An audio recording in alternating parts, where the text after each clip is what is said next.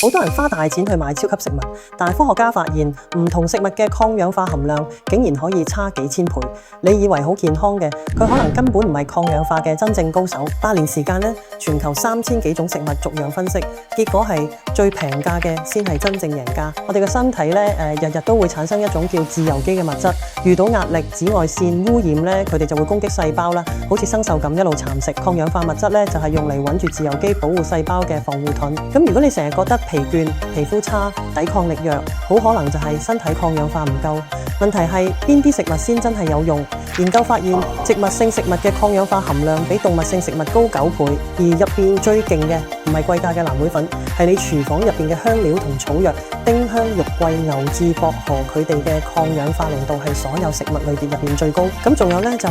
帶皮核桃啊、黑巧克力啦、綠茶啊、冷凍藍莓啦，咁全部都係平價又勁嘅選擇。顏色越深嘅食物咧，抗氧化成分咧通常就越高，而且天然食物入邊嘅抗氧化物咧會互相配合，效果遠超單一嘅補充劑。記住咧，唔係貴咗先有用，係啱嘅先有用。煮餸嗰陣咧，加咗肉桂、牛至或者薑黃；早餐麥片入邊加咗冷凍藍莓或者黑莓；零食嘅帶皮核桃同生核桃；飲品選綠茶同黑咖啡，唔好過濾得太精細。甜品咧就喺可可含量70%以上嘅黑巧克力咧，呢啲全部都係超市買到，零技術即刻做得到嘅方法。最重要係餐盤要五顏六色，唔好淨係食白色同啡色嘅嘢，唔使追貴價超級食物，用返廚房本身有嘅香料同平價食材，已經可以幫身體築起一道真正嘅防護盾。